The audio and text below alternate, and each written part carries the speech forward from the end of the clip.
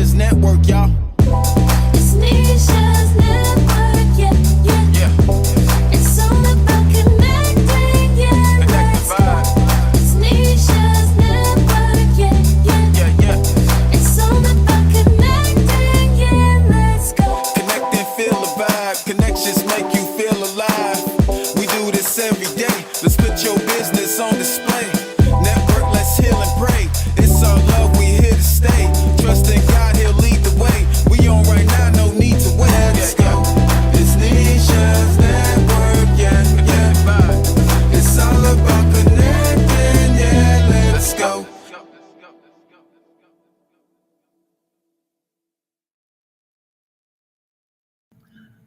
Well, hey everybody, how are you today? Welcome to another segment with Insightful Moments with me, Nisha, and I am very glad to be here this evening. We're here on a Wednesday today, and we're usually here once a week, but lately January was just kicking off with a storm. Let's see what February brings. So happy February 1st. I'm very grateful to be here. And today, you guys, I am very honored to have a special guest, none other than Dr. Kathleen Burke. And let me tell you a little bit why Kathleen is here today. Kathleen is an amazing individual who I met from just connecting with Nisha's Network, right? Talking to my neighbor one day, and I was sharing with her some things that we're going to talk about today. And she said, "You need to meet Kathleen." And that just started a great relationship, and I'm just so grateful for her. As many of you all know, and if you don't know, Heart Life Ministries launched a recovery program during the pandemic, and it is geared towards substance abuse, mental health. Some of our focuses are people who live without homes, as well as people that are unemployed. However, we became a recovery-oriented system of care, which is called a ROS. That's the acronym for ROS. And we're going to talk about all those things. But one of the things that I want to do is introduce Kathleen and let her introduce herself. She's been a great asset as a council member of our ROS in our recovery-oriented system of care. And I'm just grateful to have you here. She's a delightful person, makes me laugh together and stuff like that. So, Kathleen, welcome. Please just introduce yourself. Thank you, Nisha, and thank you very much for having me here. I'm very appreciative of the opportunity to speak with you and your audience. So my background and the reason I am invested in the work that I do, I have my undergrad and my master's in health administration. And I started out in hospital care and recognized that it wasn't close enough to people for me. I really wanted to be more in a helping endeavor. And I ended up working on a project for AIDS with the Museum of Science and Industry in Chicago. That was an opportunity to learn, along with 12 other science museums across the country, how to communicate about a very challenging subject like AIDS. That was in the 90s. That's when it was brand new and there was so much stigma attached to it. And we were able to develop the first permanent exhibit in the museum talking about the science of AIDS. And Wow. what I got was, isn't that cool? It was so cool. And it was so fun to be part of that. And working in a museum setting, I worked with the most interesting, intelligent, educated people and learned. It was a learning experience every day, which is, I like to do that.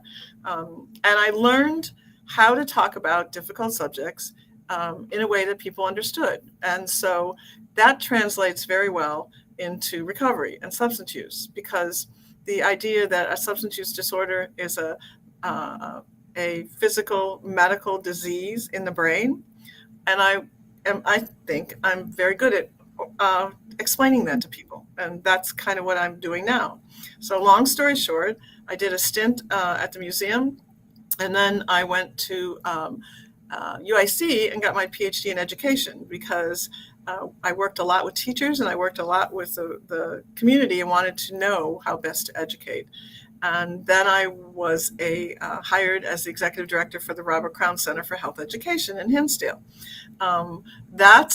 That was great, because that was an experience where we worked with middle school mostly and parents and talked about difficult subjects like sex and drugs. And so that's been my theme throughout most of my career. During that time that I was at the museum, I went through some family and personal issues with my adult son. My adult son and his wife both are in recovery from an opioid use disorder. Awesome. Recovery is the reward. Okay. It was, and they've been in recovery now 10 years. And the idea when I figured out that they came back home from Florida and they settled in at my home with their 2 dogs and my dog. It was an experience. It was quite an experience. It was a crowd, let's put it that way. Yes. And what I realized was when I finally figured out what was happening, and my son ended up in the ICU withdrawing from benzodiazepines, I had no idea how to help him. I did not know how to reach out to behavioral health. I was very focused. I could tell you where to go in a hospital. I could tell you what medical people to go to, neuroscientists. I could do all that, but I did not know how to access anyone in the behavioral health world. And I called on some of my friends from Robert Crown. I worked with some very, very quality people at Rush in their substance use program, and tried to figure out what to do and where to go for help. In the process, we also interfaced with the court system, and often the court system drives how people get help or not get help. And so that was an educational experience when I realized how what was interesting is when you have a substance use disorder, your brain drives you to use. It's telling you to use no matter what. There's no good decision making going on. It's not where you sit back and you say, well, is this a good thing or is this a bad thing? Should I steal this money? Should I make these prescriptions? It's not about that. It's about my brain needs this drug and it needs it now. And I'm going to do whatever it takes to do that. And my son and his wife started passing bad prescriptions, and they got caught. So I'm gonna pause you there, Kathleen, because I don't really want to focus as much on that. And we're going to get more to that, talking about the passing of the prescriptions. But I just want to talk to you a little bit about, what type of signs should parents look out for? And then the other question would be part 2, the simple things that are just so common these days, the medicated, marijuana and and then even with you saying like the opioids and self-medicated drugs and prescription drugs, I'm trying to say, what are some of the things and signs that we should look out for that can just subtly creep into a child's life, and parents are like, oh, go take a Vicodin, go take a, whatever. And so what do you think is some of the subtle signs that we need to be aware of and be attentive of? Well, given my son's, he hurt his foot. He broke his foot, and that started the use of pain medication, right? Wow. And physicians at that time, it was just more and more pain medication, and then when you can't get that anymore, you go into withdrawal and you find other ways of doing that. But along with that, the anxiety. So he had a problem with benzodiazepine, which is Xanax, and that's anxiety. Always been a high anxiety kid, right? I mean, just very intense. But I think they went through the crash in 2008, and I think the mental health, the stress of that financial stress, the stress of losing their jobs, the stress drives people often to look for ways to relieve that stress. Yeah. Kids, when they're younger, we need to remember that kids are risk takers. Okay, that's developmentally, that's what they're supposed to do. They're supposed to keep pushing their boundaries. And as close as we may be to our children, and I was a single parent for a long time with my son. We were very close. You don't know everything that's going on. You don't know everything that's going on in their head. And I would say boys and men don't share their feelings. They don't share down deep what's hurting them. They just keep pushing through. And it's important to recognize that if you see any indications of depression, discomfort, anxiety, that open the door for help. Now, my son would not, along the way, would not go to therapy. Tried along the way to get him to a therapist, wouldn't do that. So how your son was an adult though, right? Yes, but we had other types of issues early from fourth grade. Okay. Where and then when I was remarried, family counseling, right? I mean, along the way, he was very anti-counseling. I mean, just Mhm. not that type of kid. But also, if you have genetically predisposed addiction in your family, you are 50% more likely to develop an addiction. My family and his family has addiction on both sides, father and mother, and alcohol and drugs, and you can have one and it'll transition to the other, but that gives you a higher propensity. Also, if there's any kind of mental health issues, depression is rampant in my family, right? So a depression, bipolar disease, or ADHD, that all drives kids to look for a way to feel what they think is normal, right? They think everybody else feels normal and they don't. So when they try a substance, and we have to be careful of this right now because there's Xanax and ADHD medicine is rampant. Right. That's what I was gonna say. Just thinking about that, how it seems to be, and I'm just saying this, it seems to be that more and more, like when my children were small and they're in their early 30s and 20s, late 20s, and thinking about how ADHD was like a dime a dozen. And now it's like every child that enters kindergarten, oh, they've diagnosed with ADHD, or they have anxiety, or what's the other one? I can't think of it. But anyway, my point is that, I don't even understand how come and I know you say it's genetic, you know what I mean? Because I know mental illness ran on, my mom's side of the family, and it was really prevalent. And then of course, we lost our nephew to depression and different things like that. But it just seems to be more prevalent now that there's more medication pushed on the kids early on. Well, I think it's more apparent. I think those drugs are new. I mean, those drugs haven't been around when you and I were growing up. Some of those drugs weren't even available. The identification of people with ADHD, that's attention deficit disorder, is a relatively new diagnosis, not a new disease, but a new diagnosis. New diagnosis, okay. And then those drugs were created.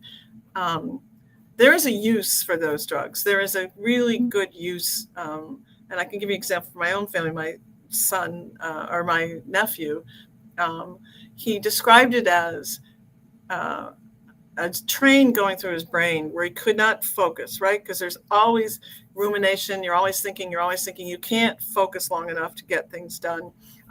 Often these are kids who are highly intelligent, who have lots of interests, but they lack the kind of direction and the focus they need to be successful in a school environment, right? Mm-hmm. Not necessarily in their own environment, but in a school environment.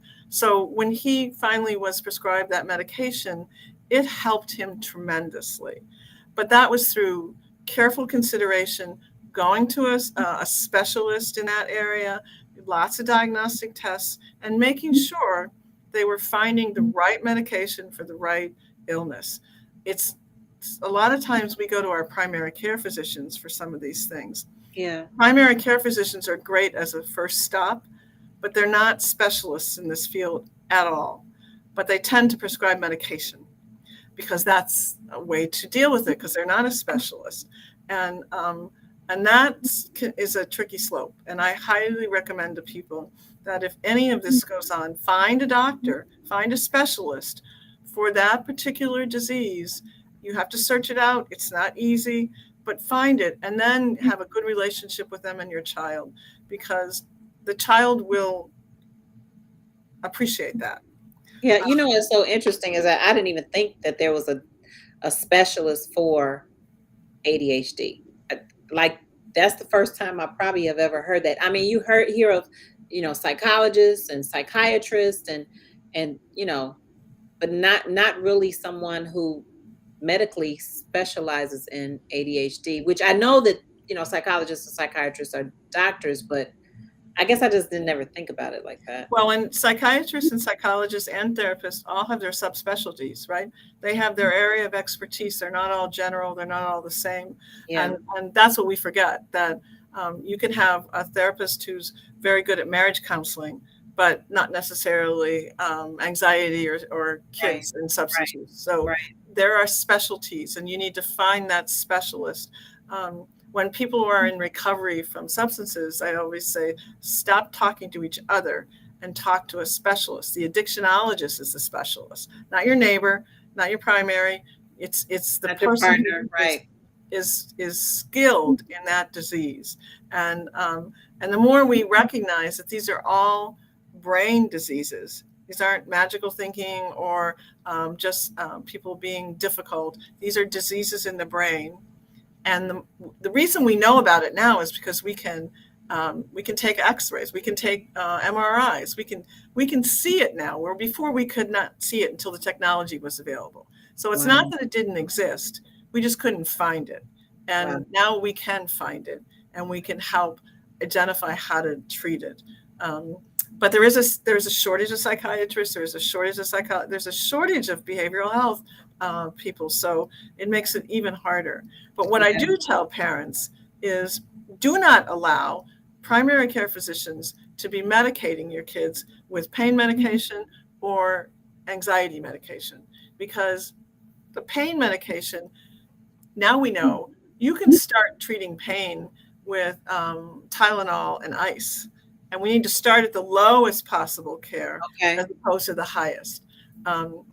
If somebody has anxiety, we need to get at what's causing that and have a solution for that cause. So there are some neurological issues with my son. He went undiagnosed with Tourette's syndrome since he was in 8th grade. I didn't know that. I didn't see that. I thought it was a tic, right? Well, that influenced his whole life from that point on. And so that's a neurological disease that usually subsides the older you get. And in my son's case, it was aggravated the older he got. So, but people didn't pick it up until he had a specialist who worked with him in recovery that identified all the issues that were involved in helping him maintain his recovery. Wow. Well, I want to say thank God for his recovery, him and his wife. That's such a testimonial. But I want to kind of move into, the rewards of recovery and how, basically explaining to, our audience that basically what is a recovery oriented system of care, and your passion. We know your passion is, and I love the PLE, people with lived experience, because people with lived experience does not mean you are the substance abuse, user. That just means you are the person that may be walking. You may be the mother, the wife, the daughter, the son. You may be somebody that's walking alongside someone who struggles with different areas that they need recovery in. So I wanted you to just kind of dive into a little bit about the importance of a recovery-oriented system of care. So in recovery, when we talk about people with a substance use disorder or a mental health disorder, it's a family disease, okay? Just one person isn't affected. The family dynamic is affected. How you interface with people, the whole system is affected. And what we find in a recovery-oriented system of care is that you need to bring all the things that help all those pieces together so we can be working together, so that it's not just the inpatient treatment facility. It's not just the psychiatric unit. It's not just the primary physician, but rather it's all of those folks helping along the continuum of care. So when you are in recovery, you start by first being abstinent, and then you may have medication that assists you with your recovery. But you move from inpatient, outpatient, to intensive outpatient, to recovery homes, to getting your life back on track, finding a job, finding housing, getting your kids back. there are so many components of your life that have been disrupted because of the disease, and recovery-oriented systems of care focus on that and bring all those pieces together. So you could very well have a job training program as part of your system of care. People would say, well, what's that got to do with substance use? Well, the specialty courts, the drug courts, they've found that that's, in Will County in particular, that's extremely important. You need to give people their future back, right? Yeah. You can't just say, do it on your own. One of the things that's important to remember is often when someone starts using a substance, and I include alcohol in that too. That's just not drugs. Do you include alcohol? Do you include, now people don't include cigarettes. They include nicotine. They don't include, well, these day and time, do they really include marijuana? That's not included. Well, actually, what's being shown is that cannabis is addictive. Depending on how often, just like cigarettes, it's the same way that cigarettes are addictive. You use it over and over, and your brain gets used to it, and you use higher and stronger levels that your body will physically crave it. And THC in the cannabis now is so much higher than it used to be in our day, right? And unfortunately, parents do not think that the weed you smoked in your time and the weed you smoke now is the same, because it's not. Wow. Learn that, and make sure that you understand what it's used for and the appropriate uses. There are appropriate uses for cannabis for medical reasons. There are uses of cannabis for anxiety, but it's appropriate use. It's not self-medication, which kids in particular, they're vaping on their own. There's nobody guiding them with that. But it's important to recognize that chocolate cake can be an addictive substance, right? You know, that's my addiction, right? You give me cake anytime and I love it. But that dependence, both that mental and physical dependence, is what a addiction is. And that can be anything. And those personality traits or those behaviors are they're similar across the board between whatever that addictive substance is. I want to interrupt you real quick. Real here. I cannot believe 30 minutes is almost here. But I want to say this. So one of the things that I found that is a struggle is getting the person to acknowledge that they need recovery. That part. And that is such a difficult thing to come to, because pride plays into part, or I'm not addicted. And then it's almost like sometimes people have to hit rock bottom before they say they need recovery or they want it. Are there steps we can take to help people? And I know you know this as over the recovery coaching, just helping people to come to some type of turn that where it's not threatening, to let them know that they need recovery or it's recommended.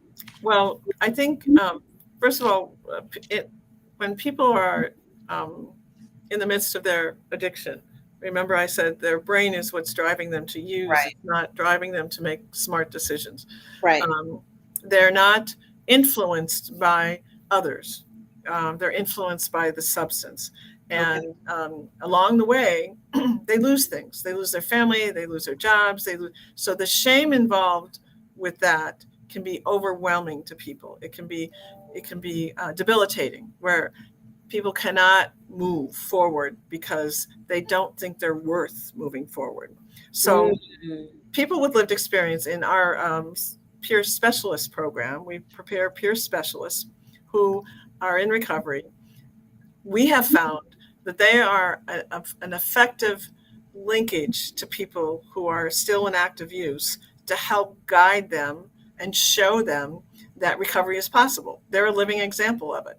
And because sometimes people think it's just too overwhelming. It's just too much, right? But if you have somebody who's gotten their life back and are doing things successfully, that is as a model. That's an example to someone. And that's so much more effective than having someone who's not been through it Right. talk. Right. The experts don't necessarily get people to commit. And the other thing is, there is no really rock bottom. There's no like bottom. Oh, and everybody gets to that point. Everybody's recovery is different. Everybody's recovery is Okay. individual. Okay. Their experience using substances or having a mental health disease is individual. Therefore, their recovery is individual. It's not the same. When you have a coach or you have somebody being their advocate, being by their side, that when they're ready, when they're able to make that decision, helping them access care, because it's not easy. We don't have an easy system of care. Yeah. That's one of the, I think one of the biggest barriers for people getting help is they don't know how to get the help. They don't know how to Yeah. reach out for help, or their insurance doesn't pay for it, or Or they the don't have insurance don't pay insurance. for it. Yes, yes. Well, we have HLM Recovery 180. Heart Life Ministries has a branch called HLM Recovery 180. We are a ROSC, a recovery-oriented system of care. And if you all are watching, this is Dr. Kathleen Burke, one of our council members, and also she plays a major part in the Will County, and I'm gonna just say worldwide because recently, I'm gonna say that because recently we were at what was it?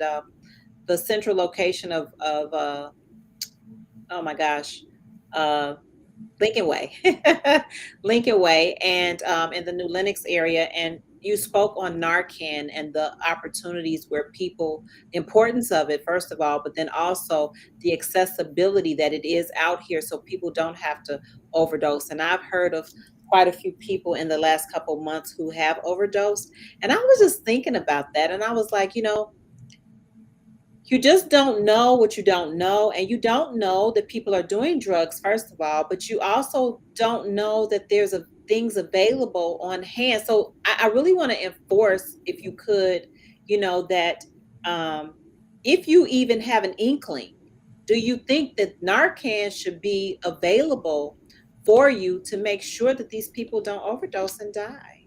Well, every household should have Narcan.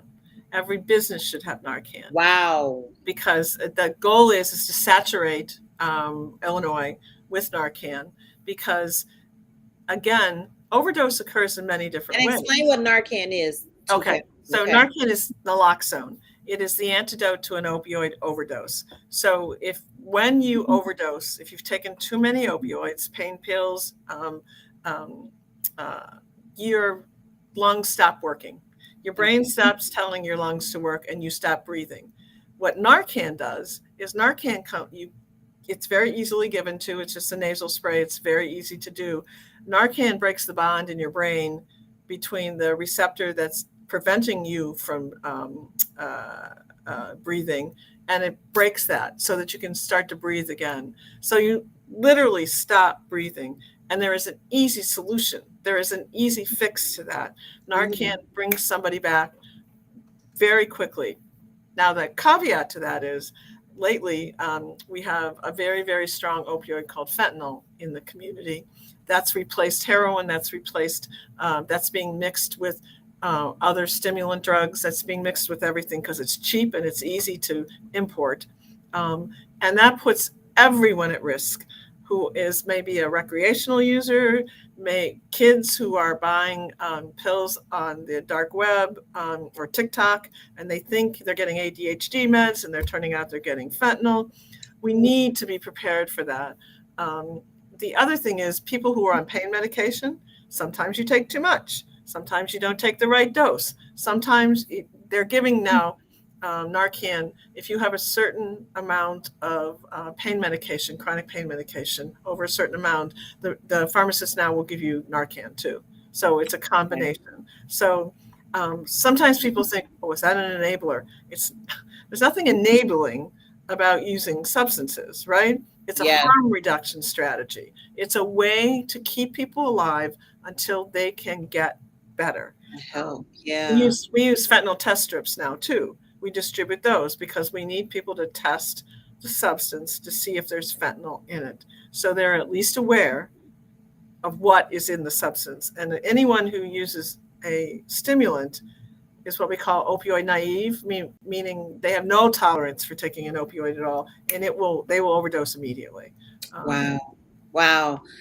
This is so much information, and I've heard it before, but hearing it again, and then when you hear about people who have actually lost their life, it really does make you say, people need recovery and they don't even know it sometimes. So if you guys want to hear more about the information of the recovery program, recovery is out here.